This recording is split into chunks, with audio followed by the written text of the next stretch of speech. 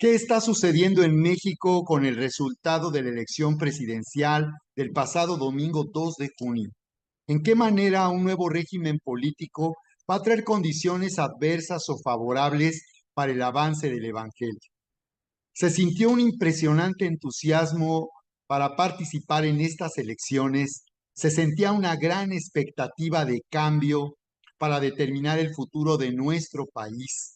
Después de que también el cierre de campaña de la oposición con la famosa marea rosa que convocó a miles y miles de personas que llenaron el Zócalo de la Ciudad de México de una manera que no se había visto, en contraste con el cierre de campaña de la candidata del gobierno, que se veía cómo iban acarreados, cómo no lograron llevar tanta gente, que además financiaron para que llegaran de todas partes del país. Pero lo que hizo Marea Rosa al convocar a los ciudadanos que desean que México siga siendo un país democrático, de libertades, donde se respete la ley, se respete el derecho al voto, se respete la libertad de pensamiento, de expresión. Fue impresionante cómo vimos ahí, cómo en verdad eran personas que estaban acudiendo con una convicción personal, no había acarreados, y fue, bueno, impresionante las tomas que se vieron de cuánta gente llegó. Así que había una gran expectativa de cambio y por eso el resultado favorable al gobierno, a López Obrador y a Morena, pues nos sorprendió y nos hizo a muchos de nosotros sentirnos tan dolidos por nuestro país.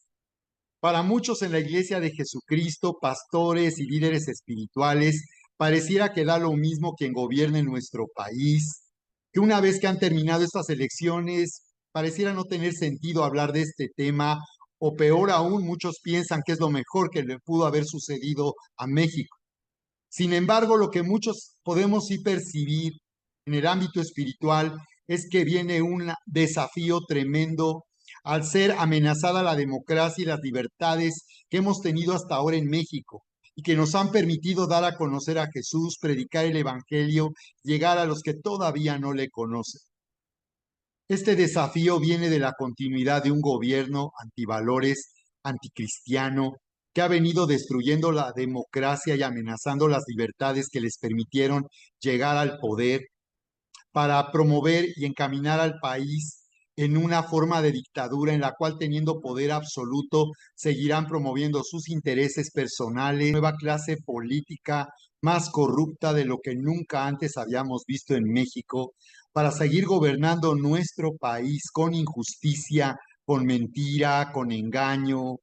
abrazando la violencia criminal que ha dado al narcotráfico el control territorial de más del 30% de nuestro país y que irá en aumento con la extorsión y el derecho de piso en las comunidades, a los empresarios, a los agricultores, y que ha hecho de este el sexenio más violento en la historia de nuestro país. Es el desafío de un gobierno antivalores, anticristiano, que ha venido legislando y aprobando leyes a espaldas de la sociedad, leyes de ideología de género en contra de principios y valores de la vida y de la familia,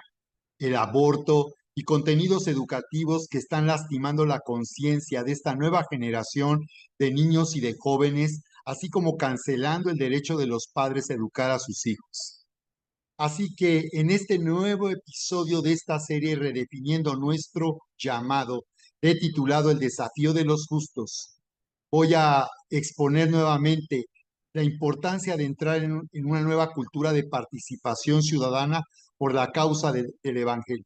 a fin de que como Iglesia de Jesucristo cumplamos nuestro llamado de ser una luz que alumbre en la oscuridad y ser sal para la tierra, la influencia que determina el futuro y el destino de nuestra nación en estas nuevas condiciones políticas y sociales.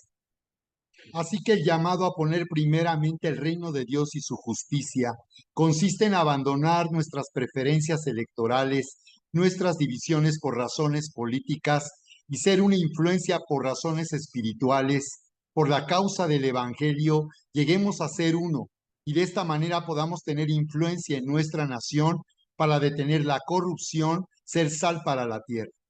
En estas elecciones vimos cómo muchos en la Iglesia de Jesucristo han comenzado a despertar y darse cuenta que no podemos continuar ajenos e indiferentes a lo que sucede en nuestro país, sino que Dios nos ha llamado como Iglesia de Jesucristo y ser una bendición para México, promoviendo los principios y valores del reino en todo ámbito de influencia en nuestra sociedad, haciendo que la cultura de Jesús y la sabiduría de Dios transforme la sociedad en que vivimos. La Biblia nos declara en Proverbios 29:2, dice ahí que cuando los justos dominan, el pueblo se alegra, mas cuando el impío domina, dice, el pueblo sufre. En la estadística de población en nuestro país, en el año 1980, tan solamente 3 personas de cada 100 declarábamos ser cristianos.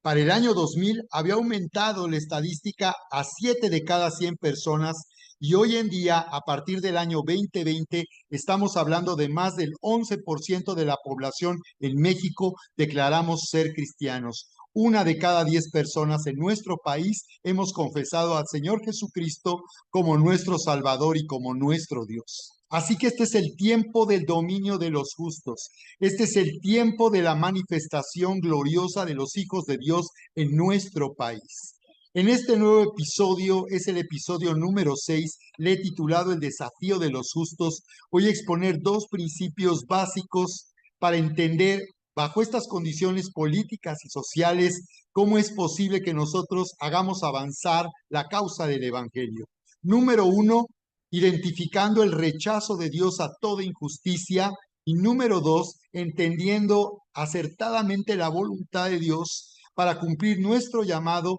en estas nuevas condiciones políticas y sociales en México. Soy Sergio Miranda Vite, he sido pastor por casi 40 años, tengo un llamado como apóstol, soy licenciado en economía, participé como candidato ciudadano pro vida y pro familia en la elección del 2021 como candidato a diputado al Congreso del Estado de Querétaro. Te invito a compartir con tus